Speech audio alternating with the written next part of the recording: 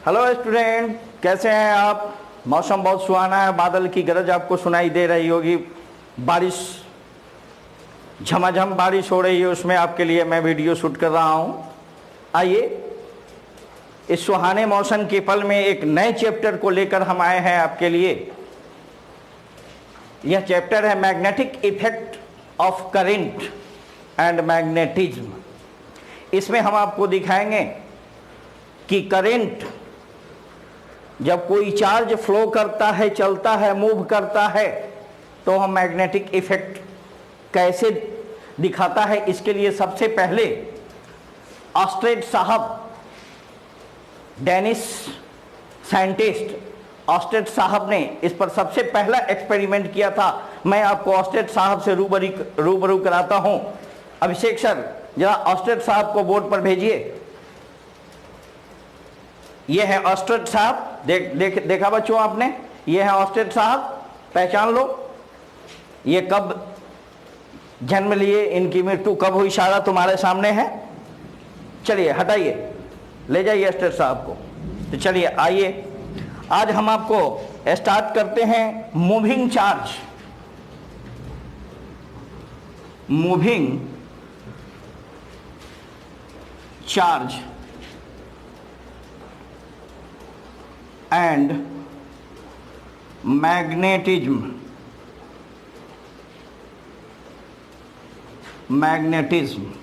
Moving charge and magnetism.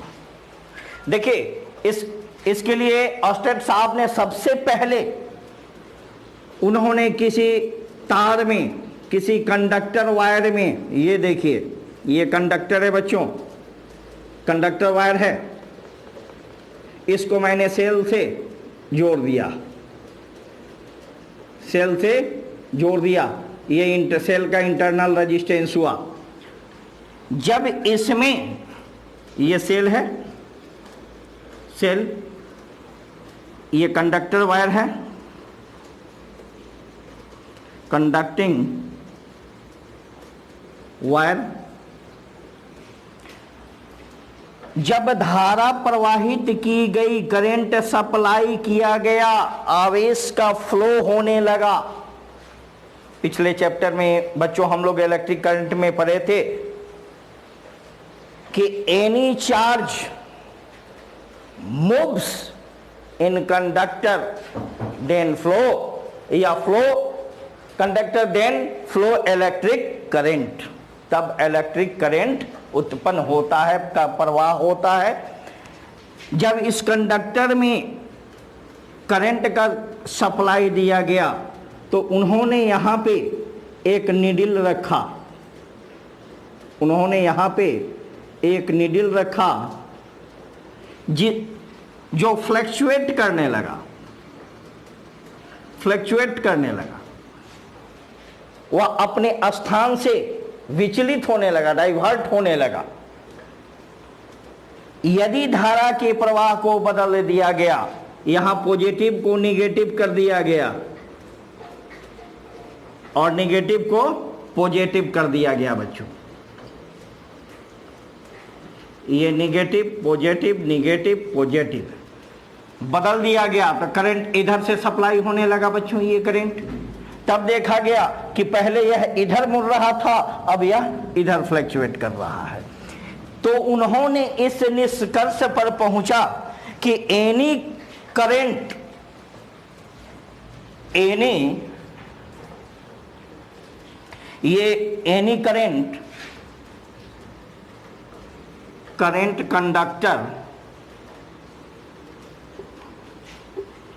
Conductor, अब बस का कंडक्टर मत समझ जाना, ये चालक है, electric conductor. Any current carrying conductor दो, कैरिंग कंडक्टर। ये देखो करंट, ये कंडक्टर है, कैरी कर रहा है करंट को। Conductor produced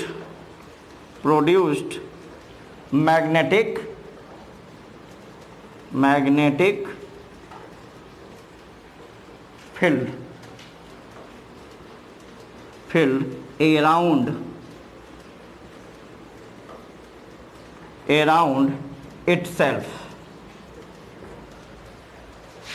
Any current carrying conductor produced magnetic field around itself. जब कोई भी कंडक्टर में, किसी भी कंडक्टर में करंट सप्लाई किया जाता है, धारा का प्रवाह किया जाता है, तो अपने इर्द गिर्द क्या बनाता है? अपने चारों तरफ मैग्नेटिक फील्ड बनाता है। तो ऑस्टेड साहब ने यही सिद्धांत दिया। इसी पर इसमें क्या होने लगता है? फ्लक्चुएट करने लगता है या डिफ्लेक्शन होने लगता है? डिफ्लेक्शन होने लगता है। अब देखते हैं कि यह फील्ड, इस फील्ड का कुछ कैरेक्टरिस्टिक्स होगा। इसके विषय में हम देखते हैं कि यह क्या क्या होता है, क्या क्या करता है। तो आपने ये तो देखा कि any current carrying conductor produced magnetic field around it self. अपने चारों तरफ कोई भी कैरिंग कंडक्टर जो है, करंट कैरिंग कंडक्टर अपने चारों तरफ मैग्नेटिक फील्ड बनाता है। अब कैरेक्टरिस्टिक देखिए। सबसे पहले जानिए कि ये मैग्नेटिक फील्ड कौन सी क्वांटिटी है? ये पहले ये देखो, वेक्टर क्वांटिटी है। इलेक्ट्रिक फील्ड भी वेक्टर क्वांटिटी था, मैग्नेटिक फील्ड भी वेक्टर क्वांटिटी है। इसको इंडिकेट किससे किया जाता है बच्चों? Indicated by capital B. Capital B जहां भी रहे उसको समझ जाइएगा कि यह क्या है? मैग्नेटिक फील्ड है। कैपिटल ई जहां भी रहे समझ जाइएगा कि इलेक्ट्रिक फील्ड है। Any problem? मैग्नेटिक फील्ड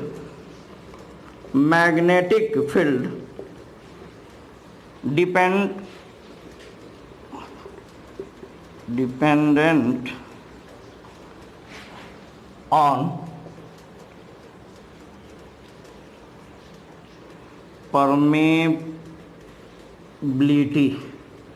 इसको हिंदी में कहा जाता है बच्चों पारगम्यता। ठीक है, जो हिंदी वाले बच्चे हैं उसको नोट कर लीजिएगा। पारगम्यता कहा जाता है कि magnetic field dependent on permeability, यानी इसको म्यू से इंडिकेट किया जाता है। मैग्नेटिक फील्ड परमेबिलिटी पर निर्भर करता है। इलेक्ट्रिक फील्ड किस पर निर्भर करता था? परमिटिविटी पर, विद्युतशीलता पर। उसको कहते थे विद्युतशीलता, परमिटिविटी। इसको कहते हैं परमेबिलिटी, पारगम्यता। कोई दिक्कत? चलिए अब इसके डायरेक्शन के बारे में हम देखते हैं कि मैग्नेटिक फील्ड का डायरेक्शन कैसा होता है।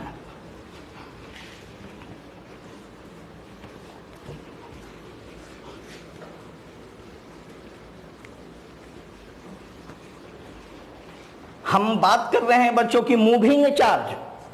मैग्नेटिक फील्ड कौन बनाएगा? केवल मूविंग चार्ज। यदि मान लिए किसी कंडक्टर में आई करंट है, ठीक है, यहां क्यू चार्ज इन रेस्ट में अगर है, तो यहां नो मैग्नेटिक फील्ड नहीं बनेगा। अब हम देखते हैं बच्चों कि इसको हम मूव कराए, चार्ज को मूव कराए, कहे कि चले जाओ उधर बच्चों। इस चार्ज को कहा कि अबे चार्ज तू चला जाओ ऊपर सीधा, या यहां से फ्लक्चुएट करके यहां आ जाता है। जब मूव करता है, जब charge in moving position then तब क्या होगा? मैग्नेटिक फील्ड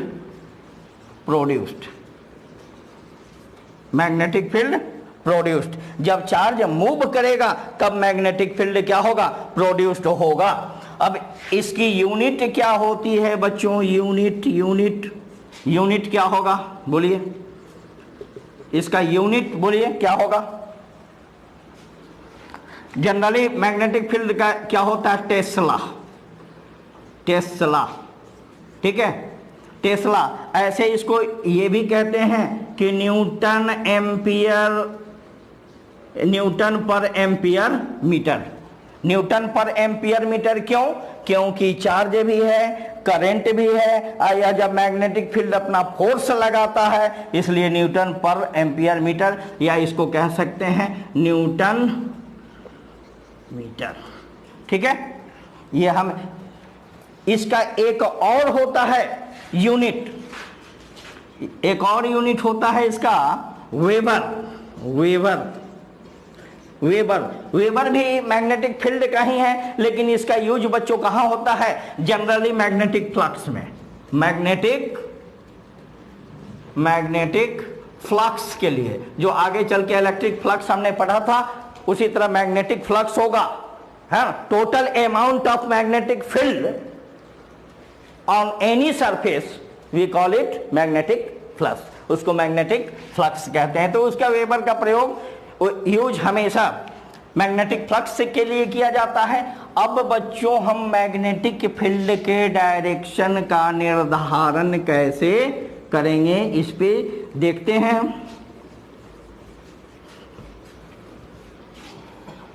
कि मैग्नेटिक फील्ड का डायरेक्शन क्या है, इधर है कि इधर है कि इधर है। तो सबसे पहले ये देख लीजिए कि screw rule, first direction of magnetic field, इतना पे तो आप समझ ही जाएंगे बच्चों, है ना। तो सबसे पहला रूल क्या है? Screw rule. स्क्रू को देखे होंगे घरों में, जब घरों में केवाड़ी बनता है, देखे हैं, स्क्रू को पेचकस से हम कसते हैं। कैसे कसते हैं? ऐसे अंदर ऐसे जाता है ना। तो स्क्रू रूल, ये मान लिया स्क्रू है बच्चों, स्क्रू रूल, ठीक है। स्क्रू रूल, जब इसको हम कसते हैं तो ये जो है, ये जो अंदर की ओर जाता है स्क्रू को, जब हम ऐसे घुमाएंगे तो ये अंदर ऐसे जाएगा। ये डायरेक्शन जो दिखाता है इलेक्ट्रिक करंट का। और ये जो घूमता है, ये ऐसे जो ये घूम रहा है ऐसे क्लॉकवाइज, ये दिखाता है मैग्नेटिक फील्ड का डायरेक्शन। ठीक है, ये दिखाता है मैग्नेटिक फील्ड का डायरेक्शन। अगर कसे, अब डायरेक्शन की, करंट का डायरेक्शन किधर है? अगर अंदर हम कस रहे हैं तो किधर? टुवर्ड, अंदर। अब बाहर करेंगे तो क्या होगा? इस तरह, जिधर जाएगा इस तरह। मैग्नेटिक फील्ड किधर? ऐसे। ठीक है। दूसरा है right hand rule. Right hand rule, right hand rule क्या है बच्चों? कि जिधर करंट का डायरेक्शन है, हमने अपने दाहिने हाथ के अंगूठे को रख लिया, ये, ठीक है। और ये जो हथेली है, ये हथेली, ये जो दिखाएगा, ये क्या दिखाता है?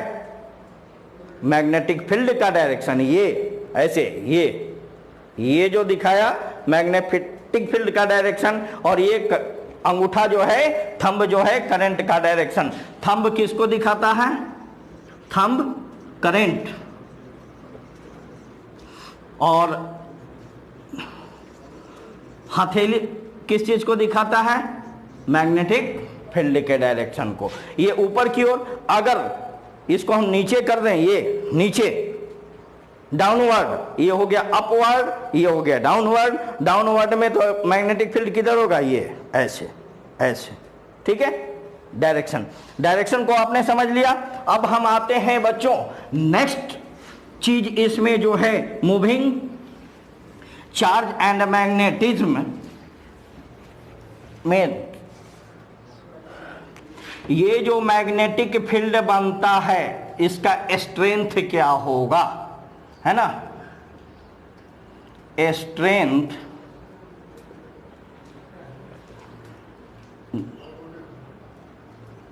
Strength of magnetic field, strength of magnetic field.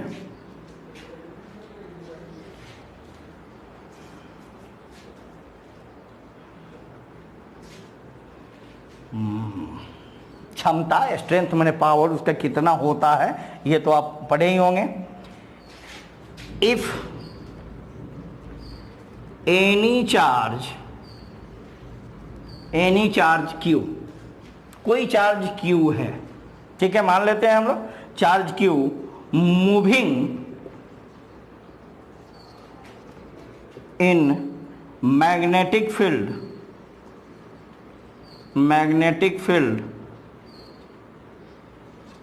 B, कोई Q charge magnetic field B में मूव कर रहा है विथ भी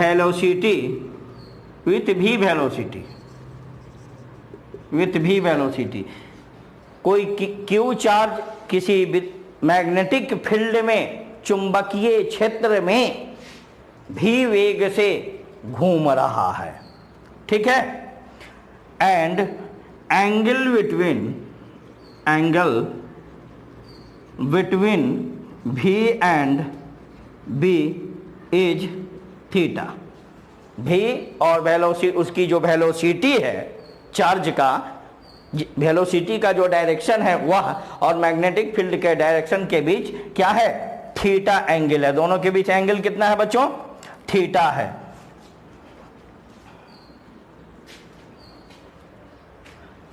अब देखिए कोई चार्ज है ये क्यू, ये मैग्नेटिक फील्ड है, या मूव कर रहा है ना, तो चार्ज पर मैग्नेटिक फील्ड अपना फोर्स लगाएगा या नहीं। कोई इलेक्ट्रिक फील्ड रहता था, इसमें हम चार्ज रखते थे, इलेक्ट्रिक फील्ड में तो फोर्स कितना होता था, Q × E होता था ना, या नहीं होता था, होता था। उसी तरह कोई मैग्नेटिक फील्ड है, उसमें किसी चार्ज को हम रखेंगे और उसमें हम वेलोसिटी जब उसमें देंगे तो क्या होगा, बोलिए, तो फोर्स ऑफ मैग्नेटिक, यानी मैग्नेटिक फोर्स कितना होगा बच्चों, QV sine theta. Sine theta क्यों, क्योंकि एक दूसरे के परपेंडिकुलर है, ठीक है। इसलिए B इज इक्वल टू क्या होगा बच्चों, F force upon QV sine theta, होगा ना। अब हम देखते हैं बच्चों कि इफ Q इज 1, यानी unit charge, per unit charge हम लेते हैं, V is 1 and theta perpendicular है, तो थीटा इज 90, तो साइन थीटा कितना 1, V कितना 1, Q कितना 1, तो ये 1 1 1 हो जाएगा, तो B is equal to F हो गया। ये स्ट्रेंथ हो गया बच्चों, नोट कर लीजिए इसको, वीडियो को पॉज कीजिए और इसे नोट कीजिए। तो बच्चों आपने ये नोट कर लिया। अब चलते हैं हम लोग लॉरेंट्ज लॉ, यह बराबर एग्जाम में पूछता है 2 नंबर का, लॉरेंट्ज लॉ के विषय में।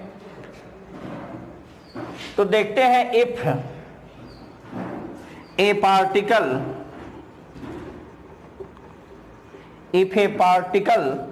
Of charge Q, if a particle of charge Q moves, if a particle moves presence of electric field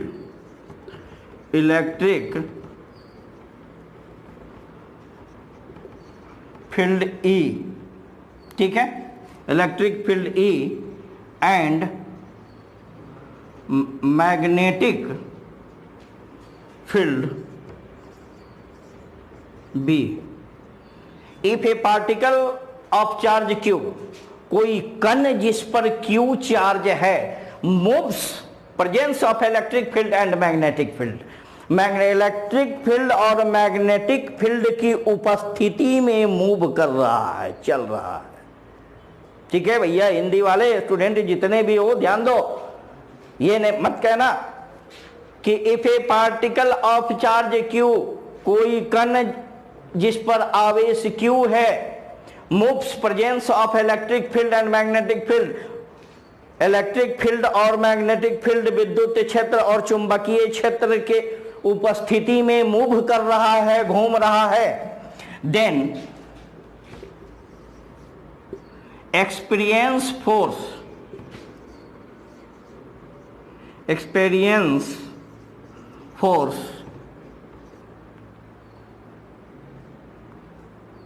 experience total force लिख दो, total force, experience total force.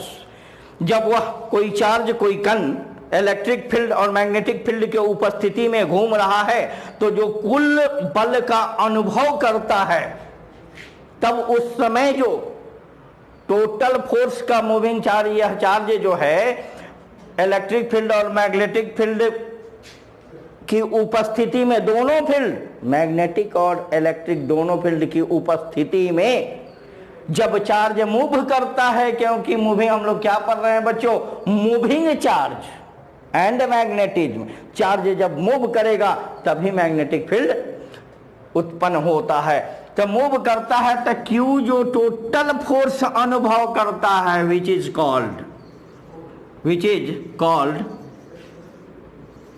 Lawrence force.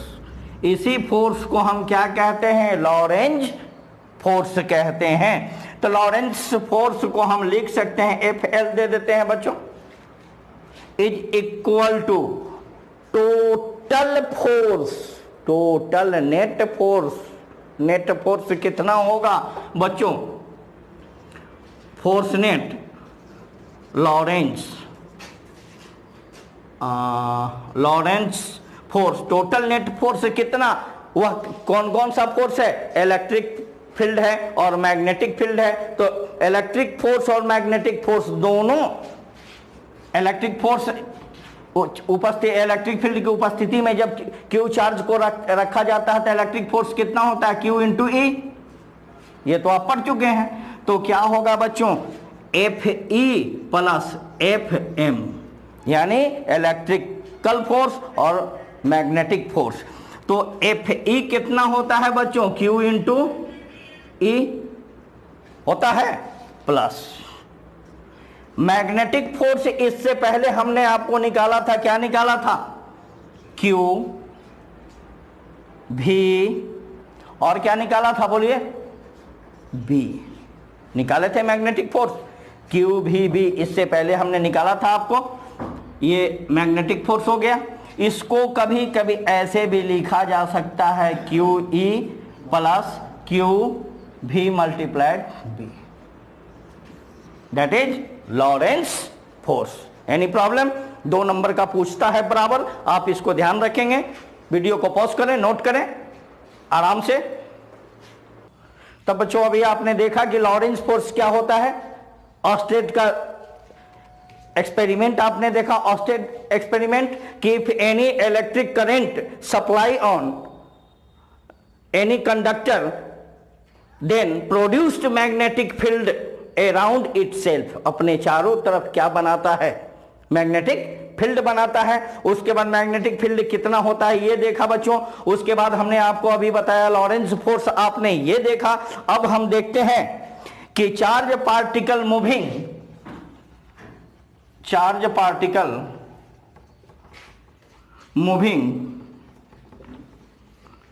इन electric field.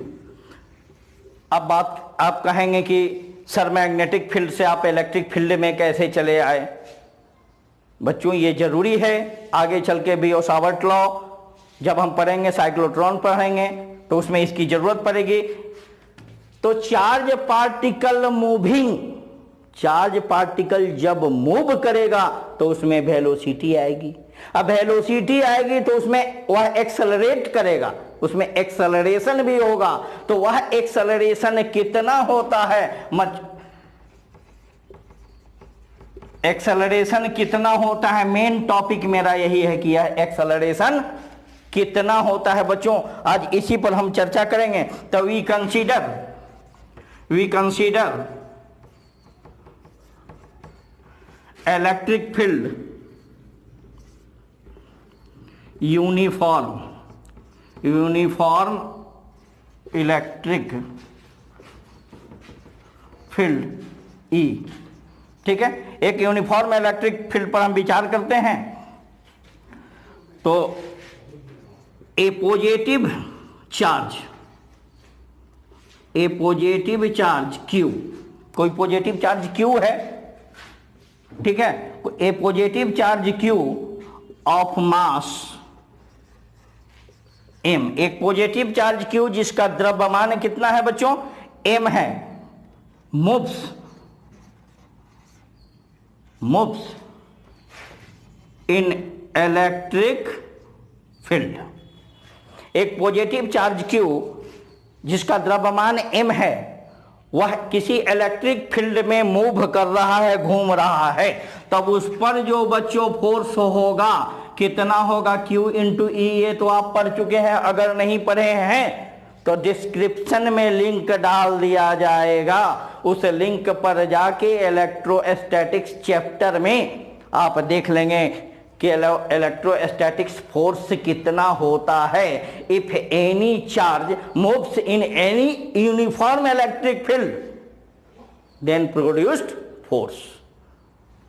Okay, आप देख लेंगे। तभी अब ये तो इतना होता है, ये तो आप पहले से पढ़ते आए हैं। अगर नहीं पढ़े हैं तो इसमें मैं क्या कर सकता हूं, आम का सीजन है, आम खाइए, गुठली फेंकते जाइए, गिनते जाइए, मत पढ़िए। अगर पढ़ना है तो उस लिंक पे जाके पीछे वाला वीडियो आप देख ले। तो प्रोड्यूस्ड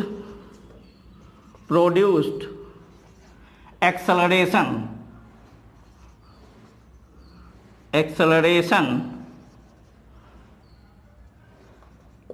इन चार्जिंग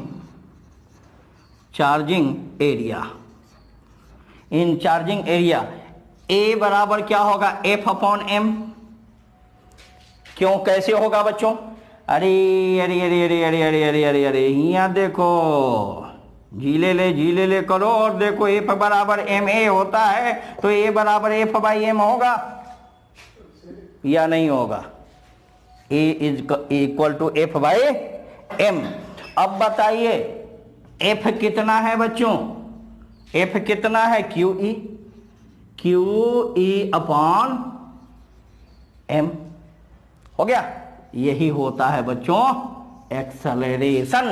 अब आज का लेक्चर हम यहीं समाप्त कर रहे हैं क्योंकि वीडियो लंबी होती जा रही है। नेक्स्ट लेक्चर आपका होगा साइक्लोट्रॉन, ठीक है। साइक्लोट्रॉन नेक्स्ट चैप्टर होगा। जब तक कि साइक्लोट्रॉन लेकर उसके वीडियो को लेकर हम नहीं आते हैं, तब तक मेरे वीडियो का इंतजार कीजिए। मौसम का आनंद लीजिए, बारिश का आनंद लीजिए। Bye bye.